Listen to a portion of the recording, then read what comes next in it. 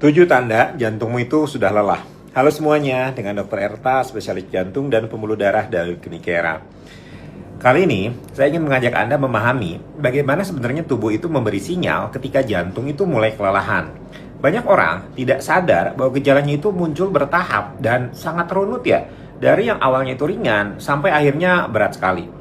Kalau misalnya Anda bisa mengenali tanda-tanda ini lebih cepat, hasil pengobatannya itu akan jauh lebih baik. Gejala yang paling awal muncul itu biasanya adalah mudah lelah. Ini bukan lelah biasa karena Anda habis olahraga atau habis angkut galon ya, tapi lelah yang muncul dari aktivitas sehari-hari yang sebelumnya itu tidak membuat Anda capek. Baru jalan sebentar, udah ngos-ngosan. Naik beberapa anak tangga, rasanya itu seperti habis ikut lomba lari. Di tahap ini, jantung kiri itu mulai berkurang kekuatannya, sehingga tubuh itu tidak bisa mendapat suplai oksigen yang cukup. Banyak orang mengira ini cuma kurang tidur atau kemarin kecapean, padahal ini udah alarm tahap pertama. Setelah itu, muncul gejala seperti sesak nafas. Dan ini biasanya terasa jelas saat Anda berbaring. Nah, ini adalah fase ketika gagal jantung kiri itu makin nyata. Saat Anda rebahan, cairan yang semula mengumpul di bagian bawah tubuh itu dengan mudah mulai bergerak naik ke paru-paru. Sehingga setiap tarikan nafas terasa berat. Banyak pasien yang bilang, "Dok, kalau duduk itu enakan, tapi begitu tidur seperti ada beban yang numpuk di dada." Tubuh seperti tidak memberi izin untuk berbaring karena paru-paru itu terisi cairan akibat jantung kiri yang udah tidak mampu memompa dengan baik. Kalau misalnya kondisi ini dibiarkan, sesaknya itu bisa makin berat dan muncul batuk. Batuknya itu bukan karena alergi atau flu ya, tapi karena paru-paru itu makin tertekan oleh cairan. Biasanya batuknya itu mengganggu sekali, terutama di malam hari.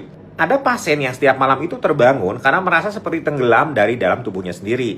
Dan ketika panik karena sulit bernafas, mereka berusaha mencari udara, bangun dari tempat tidur, buka jendela, buka pintu, berjalan mondar-mandir sambil berharap ada udara segar yang bisa masuk lebih banyak ke paru-paru.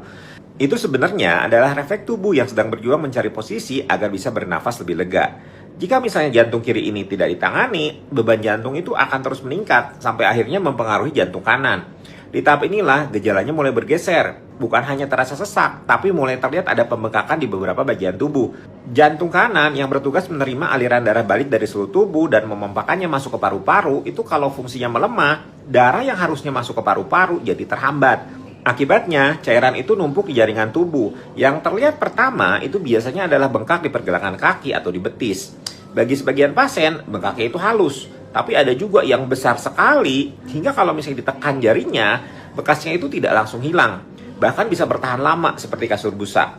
Kondisi ini bisa makin parah dan naik tuh bengkaknya itu ke paha, ke perut, bahkan ke area genital. Saya pernah menangani pasien dengan